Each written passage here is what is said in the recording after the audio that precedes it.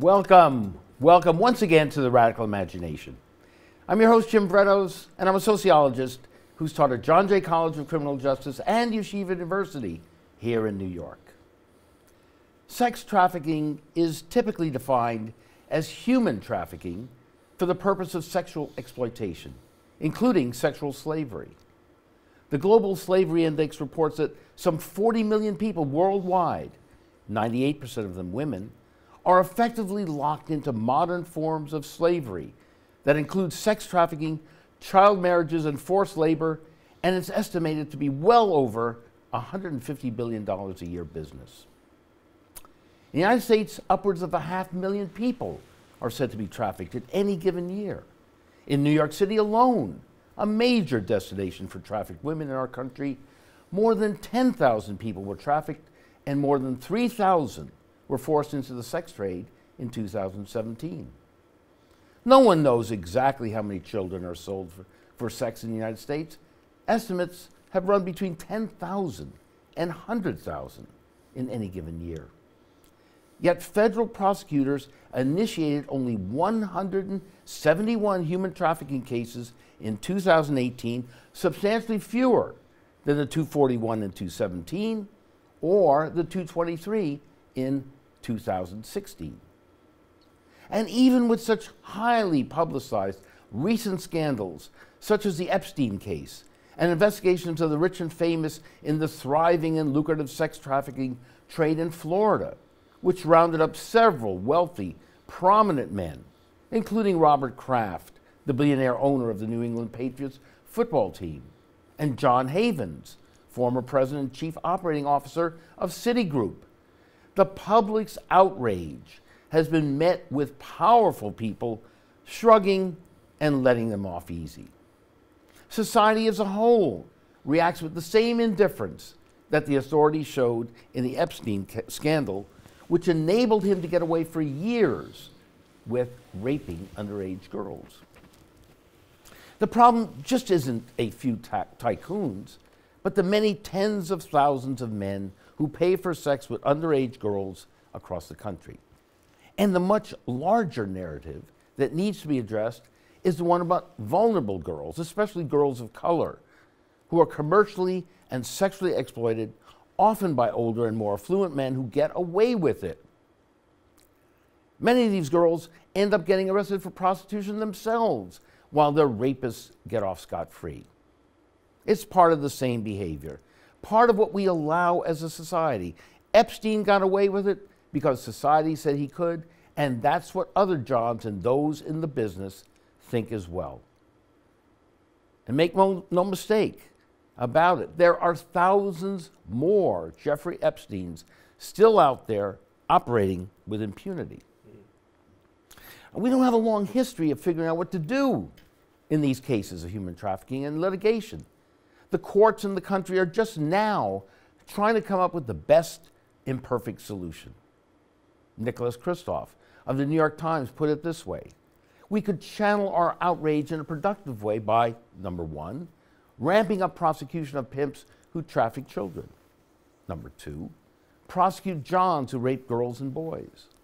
3, assist programs for survivors of trafficking. And 4, support initiatives that help vulnerable youths avoid being victimized by predators. Today on the Radical Imagination, we have voices who speak to this larger narrative and to Crystal's suggestions. Manuel Gomez is a private investigator who founded the Black Ops Agency. He was featured in the recent award-winning documentary Crime Plus Punishment, and is a longtime activist who has developed and introduced with Frank Serpico the Department of Civilian Justice bill, now before a number of state legislatures, including New York. He's considered by many as a Robin Hood of justice, a bringer of justice for the good, proving people innocent, a protector of the weak.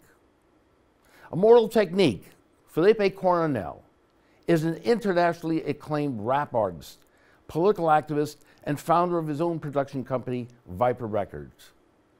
His radical, revolutionary, progressive political voice is artistically unparalleled in the rap world.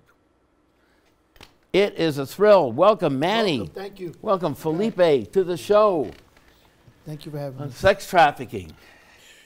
Yeah, you're shaking your head. Now, you've been involved in a number of cases recently, right? Yeah. Recently. And what have you been doing here as a private investigator? Well, I've been getting called recently by a lot of mothers from across the country, across the United States, whose children have been taken. And we have a big problem. How have they come to see you? They know, beginning to know about you. You've been doing a number of shows. Due to the documentary that I'm featured in is Crime Plus Punishment. Right. So it's been playing on Hulu all the time. Right. And then it's been recently on PBS and Channel 13. Right. So what's happened is that now all these people have been reaching out to me, seeing the work that I do, proving innocent people You're innocent. the go-to guy now. Yeah. Unfortunately, because see, that's where the break in the system is.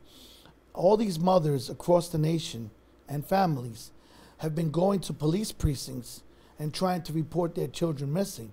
And the problem with our system is, if your child is under 18, then they do something. But it usually takes them about 48 hours before they take action. And those 48 hours is very crucial, because what happens is, if we don't take immediate action as soon as the person is reported missing, the chances of every hour going by past 96 hours is that you'll lose them, and they'll most likely be dead or sold. So the chances of you recovering them are about 4%. The problem we're having... if you don't get them within the first 48 96 hours. 96 hours, right. Yeah, but the problem is we don't even start to take action until after 48 hours. And then here's the break in the system. If your daughter is 19, they won't even look for her. They won't even put in a missing person report. And this is the problem I've had. And this is the systemic problem that's going around throughout the United States. And this is the break in the system. You know, right now, the sex trafficking is not just in other countries, but it's happening here. And it's so disgusting because on the case we're going to see now, Carolyn Jurado, what's going to happen is you're going to see where they're advertising online to sell the girl. Okay, give us a little bit of a background on this particular case now. Well, you're going to see a picture of her now. Her name is Carolyn Jurado. She's blonde. She was in Mexico with her family. And what happened with this girl... How old was she? She's 24. 24. All right? No drugs, doesn't drink or anything. Clean girl. Out there on family vacation in Mexico. And she meets a nice guy, and then she disappears. Here are the pictures you'll now see of the Carolyn, family, right? Yep, she's the one with the blue dress. Right. Now, if you look at her, you'll see that's an honest, wholesome-looking girl. Now, the guy next to her, he's known as a coyote. This guy hooked up with her, became friends with her, and then drugged her. And they injected her with heroin between her toes. Now wait, so they're at a resort now? Yeah, and her mother's right there with the white dress. Her father's with the blue shirt. And who? Brother and his wife is to the right. Right. Carolyn is the blonde with the blue dress. So the coyote comes up and just he meets her just like in the movie Taken. Hi, how are you? Introduces himself, becomes friends with her, drinks with her, gains trust of the family, and then he takes her, and they stole her. Now she went missing for 5 months. They reported in authorities in Mexico, nothing was done. They said, she's 24, we can't do anything. 24, they would not take action. Then the family came back to the U.S., reported to the authorities here, nobody would do nothing. She's 24, we can't do anything. Now the mother and father keep reporting, listen, my daughter's stolen. She's not come home. Nothing. Now the weird thing about this case was, in the past, how about the American authorities? The American authorities did nothing. Did nothing also. The father went to the Colorado police. They went to the New York police. They went everywhere. Nothing happened. Yeah. Nothing happened. Nobody would do that because she's 24 years old. So they saw me. The father saw that I was an ex-military intelligence officer. Right. He went on my website, saw Black Ops. Right. And when he went on there, he said, I'm Air Force. I'm an Air Force retired officer. Right. And his wife is. He says, can you help me? I said, no problem. He sends me the picture. I start looking online, looking at escort service, and you're not going to believe what I found. They're going to show you right now a picture of her on Baltimore escorts and also Babylon escorts. All right. And so she was taken to Mexico, ends up in Baltimore. Now, okay, so here are the reviews. The reviews or the advertisement for her. Is so that you right? see in the middle picture, Yeah. All right, and with a Baltimore index, she's there, all right, and that's her body taking a photo. Then if you see where it says Escort Babylon, that's in Long Island. They're actually giving reviews for selling her. And they put how much money? $125 to do her in a car, and $100 to do her, I'm sorry, $125 to do her in a bed, and $100 to do her in a car. And she's for 15 minutes. And she's not. It obviously doesn't look like she's being coerced here. Well, you have to understand because she's under heroin, right? She's under the influence of heroin and fentanyl. So that right there gives you a high for about 4 to 5 hours. Or she could be being tortured too and beaten. It was a combination of both. Both. Right. Yeah, she was being threatened, beaten, and drugged up. So now she's hooked on the drugs, and then she's hooked and she's in fear. But you mentioned between her toes. Now, why is that? Why? Because they didn't want to show any track marks of what's going on, you know. And this is the problem we have in our system. This could have been prevented at an early stage if Mexico would have took, action. If the authorities would have took action as soon as the mother reported it. What's that system we have, Felipe? The Amber Alert system. Come out. Tell us about that. Well, I mean, for young people, I think something that me and the brother were discussing beforehand is that there's a lot more attention given to them, but surprisingly not as much as he mentioned that there would be. But at least there's some measure of individuals that are moving towards that. But once a person reaches 18 or above, it's discounted. I mean, it's extremely frustrating, and probably for the parents. As a young person, I remember I was involved with a young lady who used to work down at the courthouse, and she was telling me that constantly the young children who were sex trafficked were charged with prostitution. Now, this is another loop in the system, or a glitch, a chink in the armor, so to speak, whereas a child who's kidnapped, beaten, as Mr. Gomez is saying, tortured, drugged, and then put on the street, that person is the one that's then held accountable. That torture victim, that person who's basically been denied life, and they're the ones that end up behind bars, not the people who facilitated the problem, and also not the elite society that looked the other way. I think it touched me very much with your opening monologue about the Jeffrey Epsteins, and unfortunately we have to be a little cold about the history of America. America was founded by Jeffrey Epsteins. Yes. Okay, whether we go to Thomas Jefferson, whether we go to George Washington, okay, raping and stealing, right? And taking but bodies. when you look at even the nuance of the small things, like when I was a little kid, I always thought George Washington's teeth were wood. They were actually knocked out teeth from his slaves that he owned. Thomas Jefferson got a 14-year-old black girl pregnant. I mean, you're talking about people who operated this way, and therefore society had absolutely nothing to say about that. So when you look at it today, is it that different? Like, for example, when we look at the church scandal, right? The Catholic Church that was abusing all these children, you wonder, did that happen in 1972? Is that when it started? Or do you think it started back when the church started, right? Which is probably exactly when it started. And I think that, in a sense, comes to another question, which is very, very, hurtful to imagine. The idea that happens in Latin America and there's less of a light on it.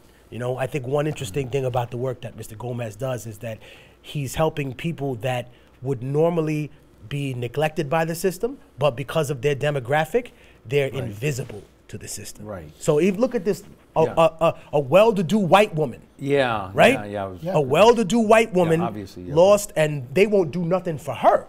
Yeah.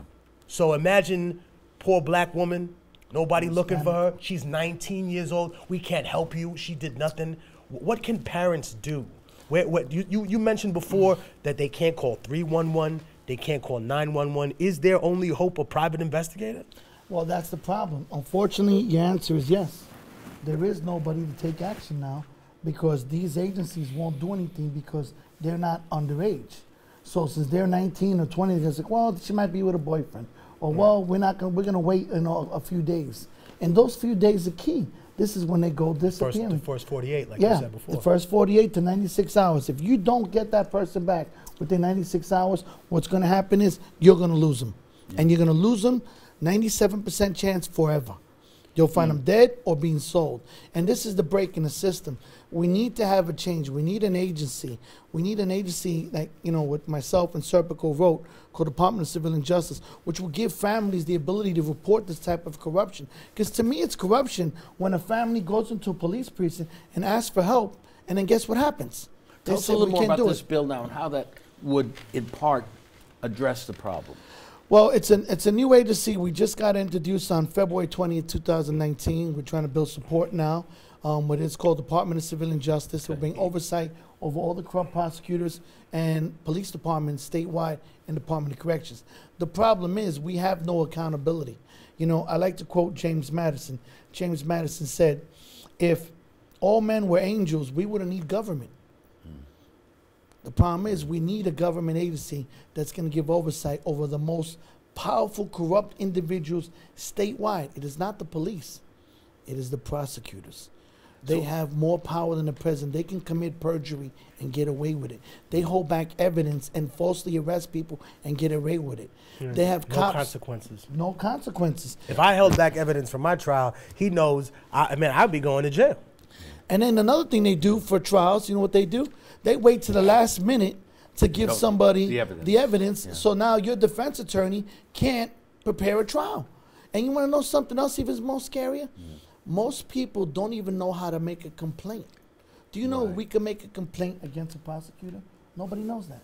Who do you go to? You go to the Second Circuit Court. And you have to file a complaint showing what they're doing, and you write it out. They have a form for it. And who do you send it to? You go to the Second Circuit Court on 24th Street, who's all right, gonna on know that, 6th Avenue. But that's the problem. They don't want you to know that. Nobody wants you to know how to file a complaint, how to go up against them. And this is the problem. They have zero accountability. They get away with it. We talk about which is the cops. agency that really should be involved in this? Well, they're supposed to call the Department of Justice. And unfortunately, as a private investigator in the past 8 years, I've been doing this. I learned it is the Department of Injustice. It is not the Department of Justice. We reward our prosecutors for how many people they convict. We reward on how many people they bring to jail. They don't care about finding the truth in the case like I do. They only care about making the case and getting a conviction. And they don't care who suffers that conviction. Perfect example, I was talking with Immortal Technique, which was that film Now You See Us, where you see the Central Park joggers, people that got arrested, and they were held for jail for 20 years. Now, we saw the film. What happens in the film? It shows that the prosecutor falsified the case. It showed that the police officers falsified the case. Who paid the penalty? All the taxpayers paid them $41 million. Now, don't get me wrong. They should get paid the $41 million because they lost 20 years of their life. But nobody who messed up that case got ever called for it. Nobody got paid. The prosecutor did not get suspended or arrested. She should have been incarcerated. She falsified the case. She destroyed 4 lives.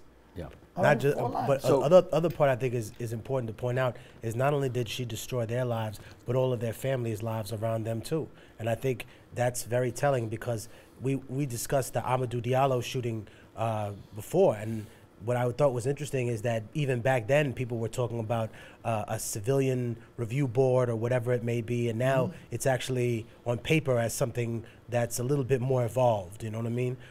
Something that Mr. Gomez has told me that he would like to take national. And I think having some kind of different entity that's not associated solely or controlled by the state, you know, we're relying on the police to police the police. Themselves, really? Like, who would ever think that there would be any corruption there, right? We let Wall Street police Wall Street. Look what happened. The country was bankrupted, right? People who hate socialism were forced to realize, hey, this bank is now social. It's owned by the government. Everything's owned by the government. So in that sense, to what end are we going to, close our ears, mouth, and eyes and pretend that there's not a sufficient amount of corruption that deserves to be called out? Now, who suffers the most because of this? Obviously, the people whose children have been stolen. Obviously, the people who are looking for some reciprocity. I think that there are 2 measures of understanding how a person reacts to government. There's an idea that, some of my friends have that taxes are illegitimate. Sure, we can have this conversation all day. The protection that you pay to live inside the government. Okay, But if we're supposed to live by all these laws, then what does the government give us? Huh? Just ransom, right? But you just got to pay for a house and then pay for it forever on top of it with property taxes? At what point do we get some reciprocity for safety from a government? And I think it goes beyond just this. Like I looked at a statistic that said that the #1 cause of death for toddlers is not like cancer or leukemia, it's drowning.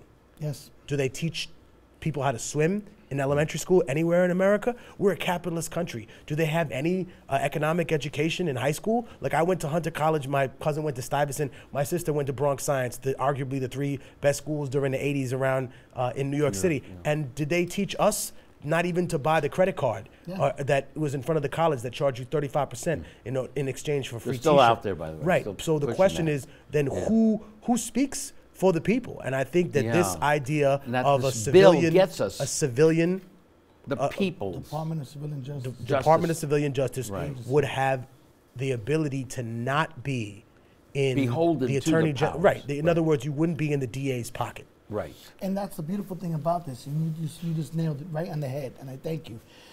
He's right. This agency will be different from every agency nationwide because, one, every investigator in there will not be former cops, will not have any affiliation with the prosecutor's office, Department of Corrections, or any law enforcement entity. We're going to take guys like Immortal Technique, guys from John Jay, guys from Yale, Harvard, Oxford, from all over, the top students, and train them to be investigators so we can get a fair and partial investigation. And then we're not taking judges who are former prosecutors like we have the Palm in Queens. We're gonna take lawyers who are proven activists, proven fighters for justice, and turn them into judges to now adhere administrative hearings. And then anybody who does not provide the evidence that a Department of Civilian Justice requests, if an agent goes and says to the police department, we want evidence on the police commissioner, and they deny them, they won't have the power to suspend that person on the spot. And the police commissioner to even be fired. So again, who would appoint these This people? would be appointed Still by the governor, So because that- unfortunately, if you don't do it that way, what happens is then the prosecutors found the loophole like they did with the prosecutorial misconduct bill, they shut it down. We were the first state in the United States to have an accountability of prosecutors, and they shut it down. They shut Very it quietly down. too. Yeah. I think one thing that we have to notice, not to interrupt you, Mr. Gomez, no, please. is that when people do things outright, outlandishly, Yep. right?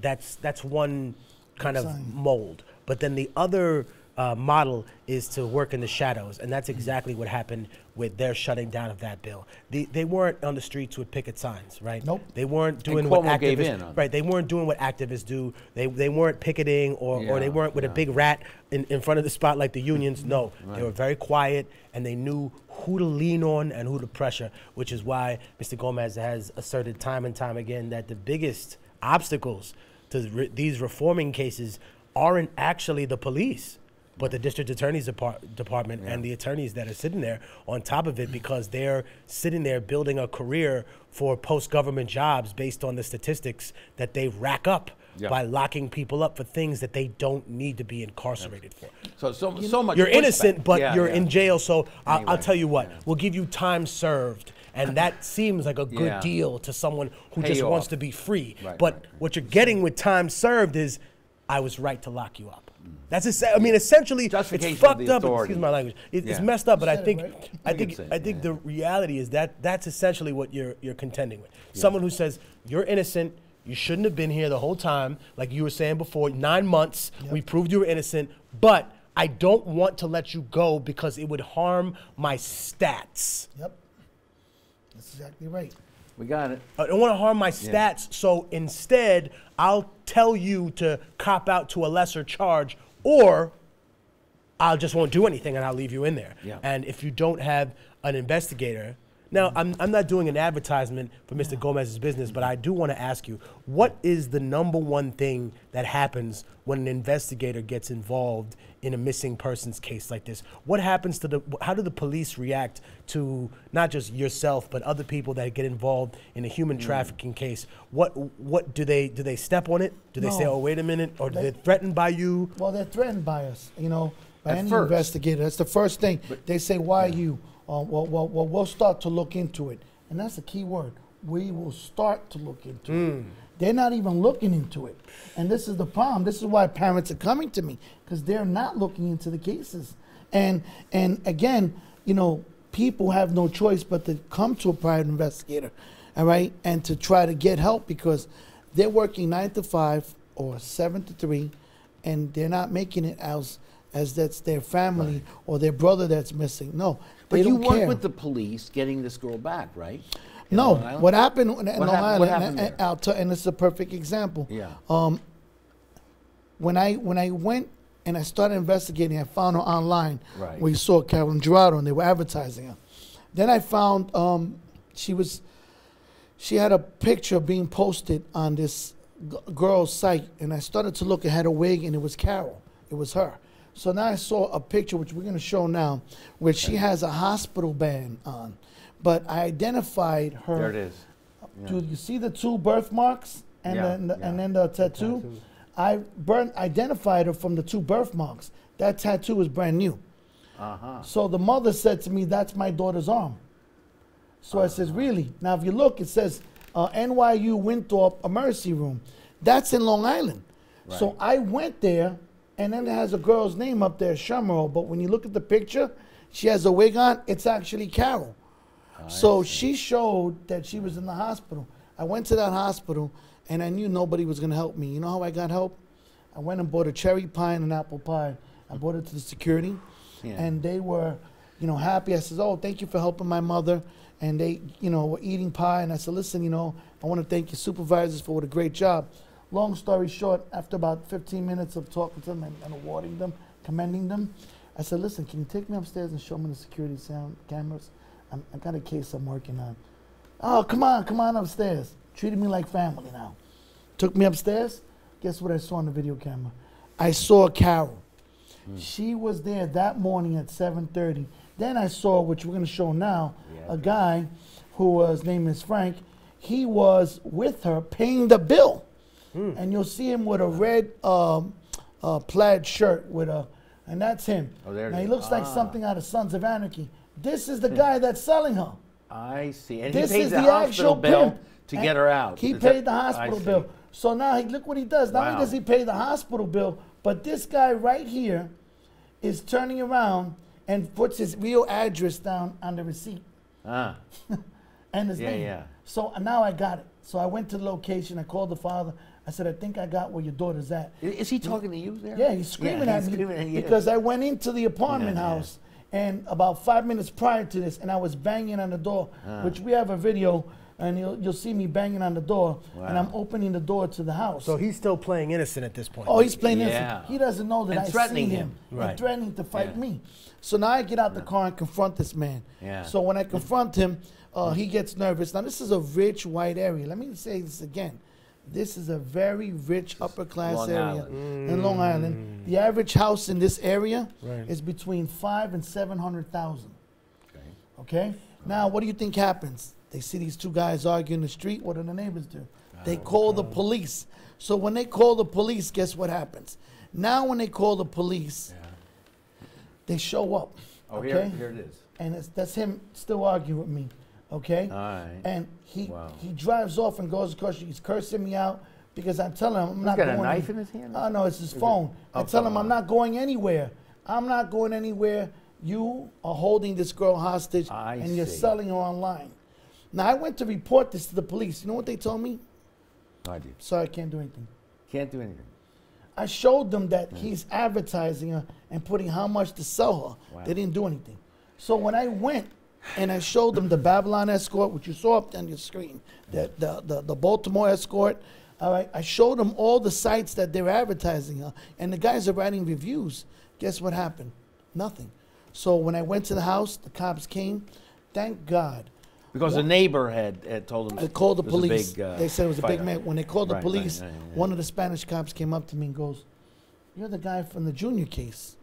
You're the guy locking up the Trinitarios." Oh, I know. Now this is me locking coming, it. Yeah, if coming you in can- the house. Oh, Yeah. what- Actually, you can hear me talking to them. Let's see if we can hear. I don't know if we've got the audio on there. Listen, here it is. Jason Hunter or Jay Brown or whatever you want to call yourself, I'm letting you know right now, I'm not going to stop coming back until I get Carol. Okay?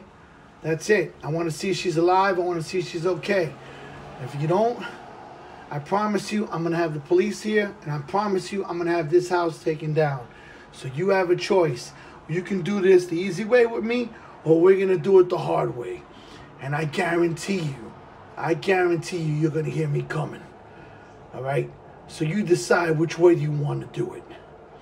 Okay? You make that choice. Okay? Because I'm not going to talk. Now, Yeah. 2 minutes later, Yeah. if he could play you a small clip of when the guy confronts my car, Frank, you'll hear what he says to me. He's saying, "What are you doing in my house?" He wasn't in the house. They called him from inside the house and told him I was there. And he doesn't know and then he says, "I don't know a Carol. I didn't say her name." Until he slipped. But I had him on video. Now, but here's the priceless thing about this case. You trespass on my No, because I have a right to be here. You have a right to get on my property? Her father's You right have there. you have a right to get on my property? Door. Yes, I do. How do you have a right to get on my property? Because I'm a New York State investigator, and I'm investigating What the are you abduction talking about? of Carol. There's Carol nobody in my house. Gerardo. Nobody in my No? house. Then why is your mail and her mail being sent to your house? Who is Why Carol? are her parents? Who's The Carol? blonde that you're holding Are you insane? For prostitution. Are you insane? for prostitution. I'm gonna call the cops. Call You're him. insane. I have the father right I there. don't care. I You're have the father crazy. right there. You're You know crazy. Jay Brown? Who's You know, Jay I Brown? don't know. Why do you have all the mail going for Carol over there and her mother calling here? Who are you? Wait a minute. I just told you who I was. I don't know who you are. Say it I again. just told you who Say I it again. was. I just told you. You're not Say it an again. idiot. Listen, let me get out the car. We could take care of this now. We'll take care of this. So now I confront him, and I go toe-to-toe with this guy. That's when I get out the car. And guess what happens? He gets scared and backs up. When he backs up, now the police show up. Then he gets off in his car and drives off to the house. He runs inside the house. Now when the cops start questioning me, one of the Spanish cops goes, "You're the guy from the Junior case." Comes up, shakes my hand, and says, "Hey, great job on locking up those Trinitarios." I said, "Thank you." I said, "Can you guys help me out with this?" And I told them the situation. I showed them my evidence. They said, "Well, the only thing we could do is knock on the door to see if she's in the house." Okay? They knocked on the door. The guy with the red shirt you just saw now, he wouldn't open the door.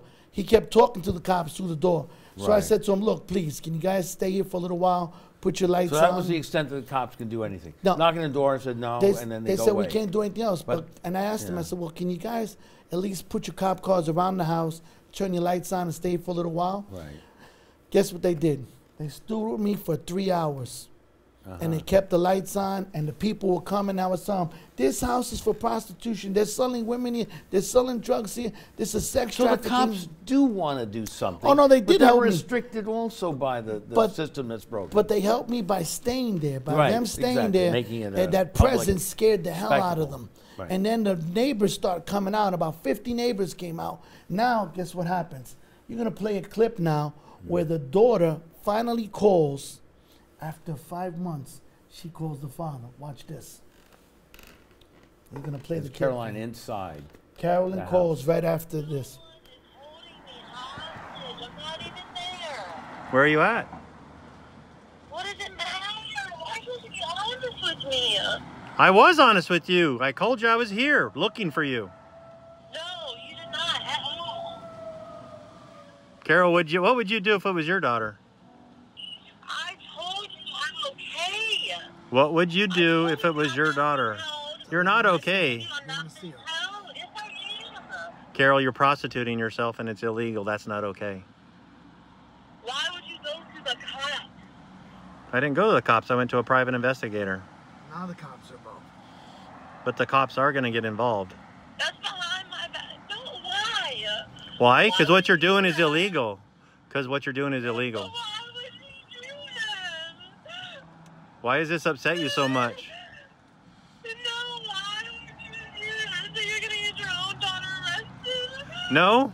We're not going to get you arrested, but we're going to get you out of this. If she doesn't come, she could just get hung up. arrested. Huh? Hung up, right? Now remember, the cops are there, they're making a scene, the lights are going, my lights are on, I got a big crowd forming, they're nervous in the house.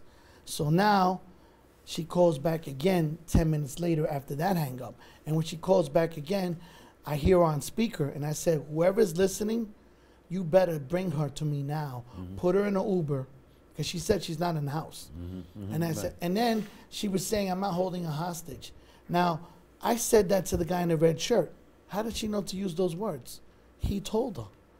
So Frank told them. So now when they send her, about 20 minutes later, she shows up in an Uber 3 blocks away at an Applebee's, standing on the corner wearing shorts and a short shirt. She was stoned out of her mind. Yeah. I grabbed her and I said, listen, you got 2 choices. You're going to get in the car with your father. I said, do you have a full tank of gas? He goes, yeah. I said, you're going to drive to get out of my state, and I never want to see you again. Get out of my state. Or I'm going to get you locked up. Now, could I have gotten her locked up at that point? The answer is no. Yeah. But I bluffed her. Right. She got in the car. Her father ran around to hug me, crying. I said, nope, we don't have time for that. Get in your car and get out of my state. What happened to Frank? What's happened Frank, I tried to get him locked up. And you know what the cops said to me? They can't do anything. Again. Again. And I showed them the evidence of the video. He's free and doing... He's still doing it. Doing the same thing. And this is what's going on. This is the break in the system. This is why we need a new agency. This is why, and don't get me wrong. I appreciate what Nassau did. They supported me that day. Yeah, but you but got they lucky. had their hands tied. Yeah. I got lucky. But they have their hands tied. And the problem why we need this new agency, Immortal Techniques said it well. Have you seen anything like this, Felipe? I mean, mind-boggling. what I'm hearing is, I'm hearing a lot of Stockholm syndrome. Obviously, these people have been tortured by their captors. They began to identify with them, and also obviously drugs do play a role here. Also, I think this is slightly different from some of the other human trafficking cases that people get, like the ones where individuals are offered a job. I'm sure that Mr. Gomez has dealt with that too, where people are offered a job from another country. They show up here trying to do honest work, and then they're tortured and they're kidnapped. And I think what we can't rule out here is that this isn't done just through coercion. In the very beginning of the show, Mr. Gomez said that there are multiple angles that these people use. And I think that while we can look at it in the here and now, I think if we take a historical perspective to it, we can be able to protect our children better. In other words, someone once told me when I asked them about predators when I was incarcerated, they looked at me and they said, does the lion go after the unlucky zebra? No. The lion, king of the jungle, won't even go after a healthy zebra because he's afraid to get his jaw kicked out. If the lion gets a tooth knocked out or if his paws get ripped out of his thing because the zebra flips him over, there's no hospital for animals. He's dead. Yeah. What does the lion go after? The sick, The vulnerable. the young, the old, the weak. That's what predators do. They're not gonna, unless this person is just so mentally ill, which it happens, they're not gonna snatch a kid out of your hand. No. They wanna find vulnerable kids, kids who fit the MO, the description, to say, okay, this person's estranged from their father or estranged from their mom at the time. They're separated from their families. They're not receiving good counseling, good conversation. They're being antisocial. They're pushed to the side. They're ignored. They're neglected. Neglect is also a form of abuse, right? So I think that you leave a kid in the car on a hot day, you neglecting that, but you going to jail. So what I think is important is we talk about so many horrible things, and the people that are watching the show are like, oh my God, this is terrible.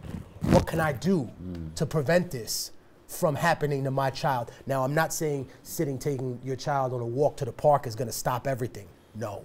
But being more involved in their life. I get it. You got a job, you got a career, you're making money, you're trying to set up generational wealth.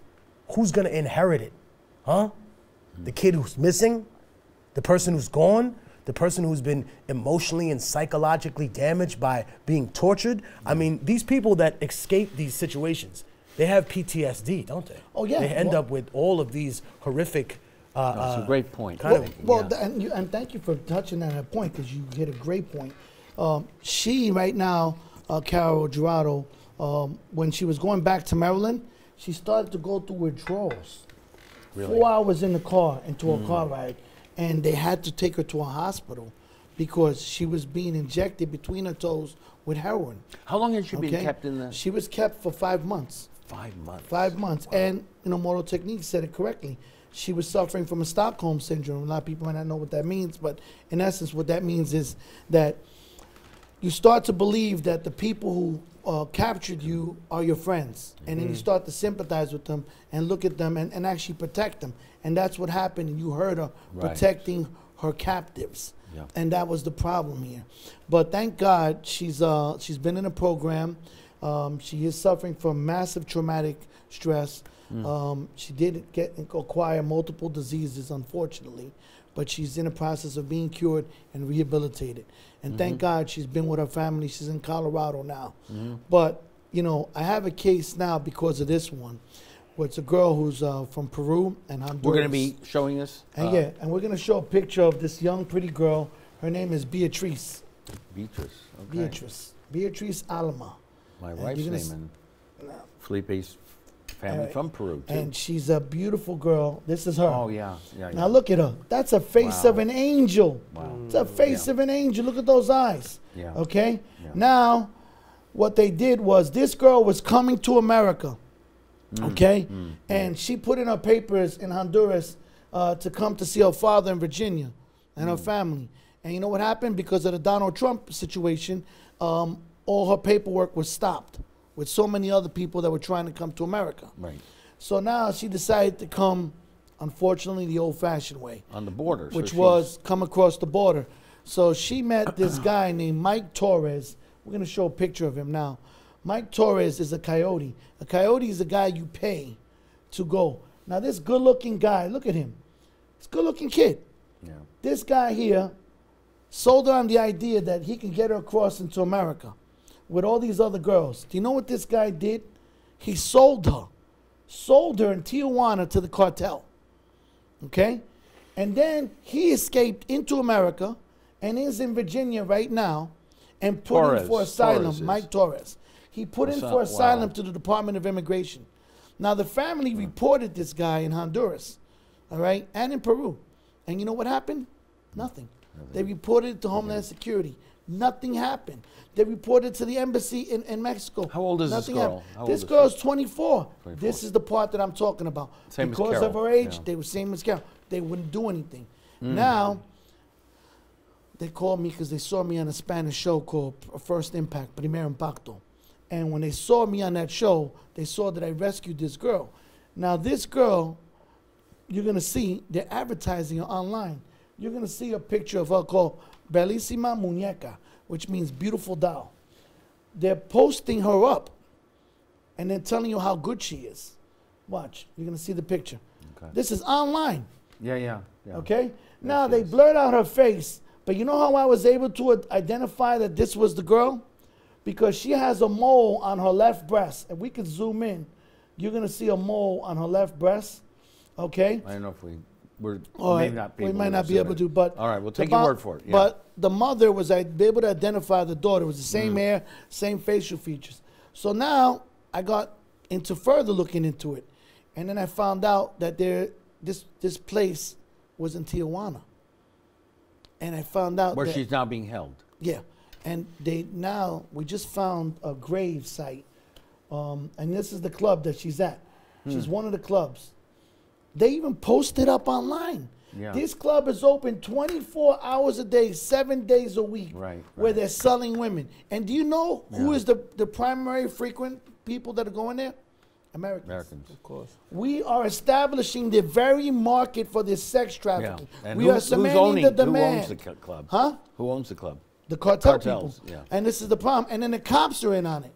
So now I've been hired to go down and look for her in this area. But you're going to Mexico. I'm going there to go get her. A week or two. I'm going to go get her because you want to know something? Yeah. Nobody else will. Nobody else will go out there and get this girl. And now we just found, and you're going to see a picture right now from the desert. We just found a 46 bodies were found of girls between the age 15 and 30, naked. And then their skulls left on the sand. Watch. We have a picture of it here. You'll see that they're standing. It's one of the human skulls. Okay? And bodies being found at this location of young girls. So after they finish raping them and using them, they drop them in a hole. Yeah. Okay? This is 2020. We're in the 21st century, and this is still going on. This is why we need this new agency. We have to have an agency where cops can go report corruption.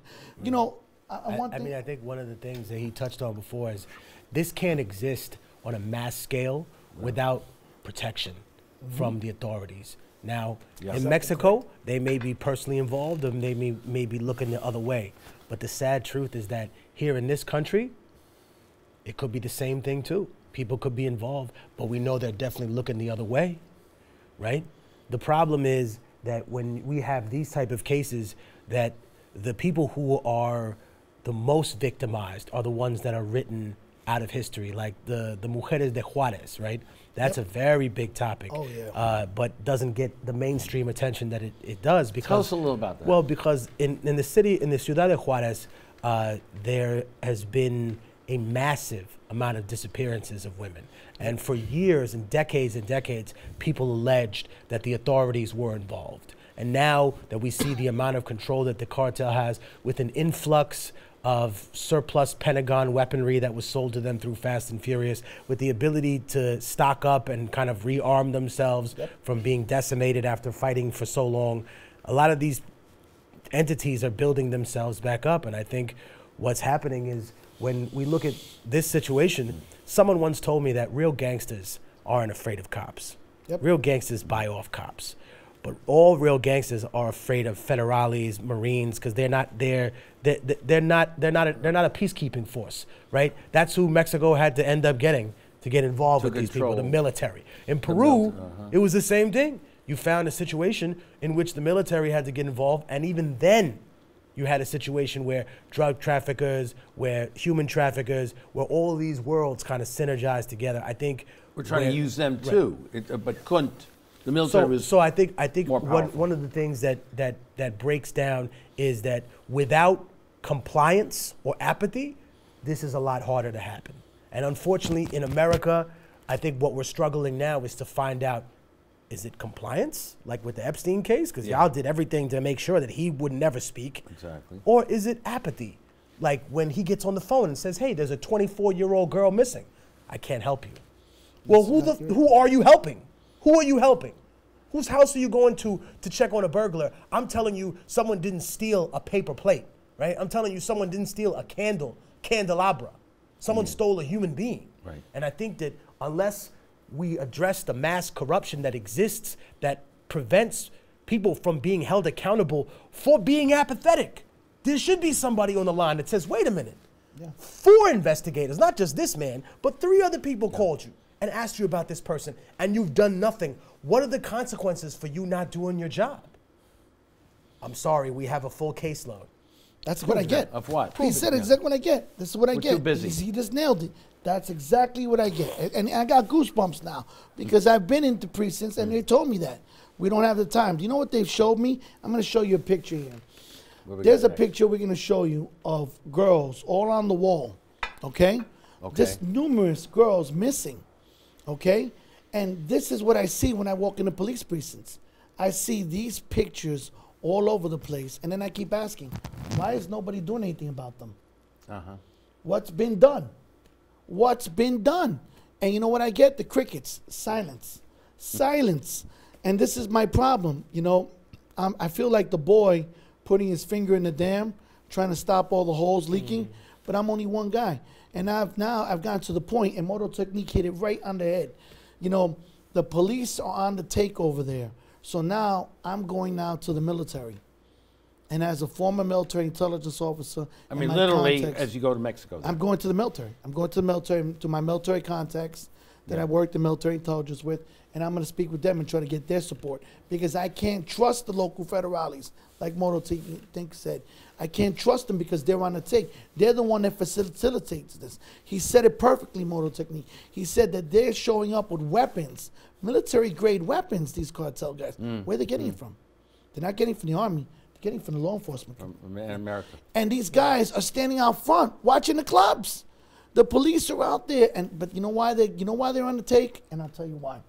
Because they are getting paid substandard pay. So when you got a cop that's making $15,000 a year, and here comes this cartel guy and says, "Hey guy, I'm gonna give you $15,000. Look the other way." He's gonna look the other way, and this is the problem. But you see, people don't have no one to go to. Or there's another theory, and a lot of times this is just the God's honest truth. I think that people look at gangs very differently here in this country than they do in other countries. For example, the cartel may go to the police officer and say, "Hey, listen, I'd like you to do what I told you to do. Otherwise, your wife, your children, and everyone else will die," right? Or there's the facilitation of public pressure, where the cartel doesn't even need to go to them, where they choose a higher up individual who's already on the take from them. In other words, the police commissioner or somebody who's in charge, the local mayor, and says, "Hey, listen, I need you to go tell these people to lay back."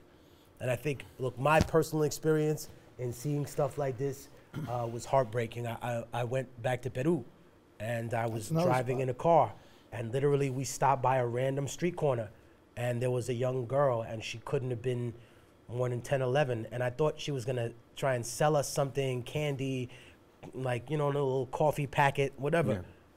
And she lifted her dress. And I was like, what? What the I was blown away, and it really impacted me, because I was like, you know, in the United States, we're used to seeing homeless people, but we're not used to seeing homeless kids. In the U.S., we're used to seeing people, streetwalkers. I grew up in the old New York. I'm from 1978. I grew up in the old New York, but even back then, if somebody saw a 10-year-old kid. It was unusual. But is that part of the problem or the mentality that we have? Is that what he's talking about right now? It's not a 10-year-old kid, but they're still in a situation where they're just as helpless because someone's drugged them, tortured them, and manipulated their mind to believe that they're supposed to be there, involved in this, when really they're being tortured and they're being used. And if they can't get any help from the police, can you blame them for turning to anybody? Yeah. Especially the guy with a proven record who's gonna come on here and do things. And you know, Jim, I don't have the best relationship with cops, but if someone's out here trying to stop people from being human trafficked, man, that's what drew me to be here today and to meet with people and to tell parents, spend some more time. It's not gonna be the end be all, but good God, if you're estranged from your child, if there's some distance between them, you're the parent, you're supposed to be the bigger person. You're supposed to be the one that's able to say, I'm gonna take a step back from myself. I'm gonna take a step back from my own ego. I'm gonna be able to apologize to my child for the things I did wrong and be able to say, I wanna be more involved in your life. Please. Absolutely, please, please. And 30 seconds left. And support. Well, I want to say, you know, I want to thank you, and I want to thank Moto Technique for coming so here. much. Yeah. And I hope people will support this bill. Please. If you go on our website, Black Ops Pride Investigators, and I'll say it again, Black Ops Pride Investigators, you can download the bill there. All right? Please let your senators know, let your assemblymen know. Please come with us. We're going to have a hearing in Albany, and I'm inviting Moto Technique and everyone that he knows so we can all get together and have this agency. Because you want to know something? We need accountability. We do. And unfortunately, we've got to go. Thank you. But we're gonna thank you so much, guys. Thank you very much. Don't give up hope. No All the hope. people Don't give up hope. whose family members are missing. Don't give up hope. He found people. Other people have found people. We won't. Don't give up. Amen. Thank you again. This is Jim Vrettos. We'll see you again next week on the Radical Imagination. We're gonna go out with Nina Simone, your song. Please don't make me be misunderstood. Right? Thank you. Okay. Thank you guys so much. See you next week. Thank you.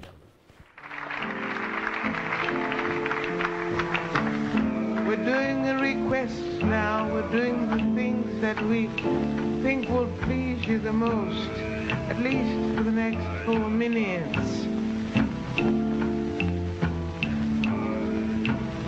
As you know, the Animals had a hit with this tune. penny. Baby, you understand me now. If sometimes you see that I'm mad, no one can always be an angel. When everything goes wrong, you see some bad. I'm just a soul whose intentions are good.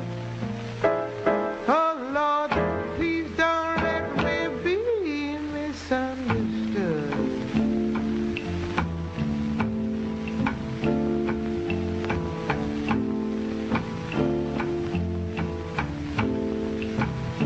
Don't let me be misunderstood.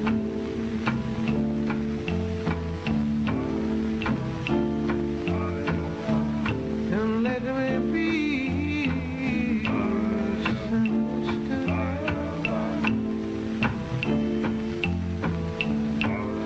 'Cause if I misunderstood, all my life would have been in vain.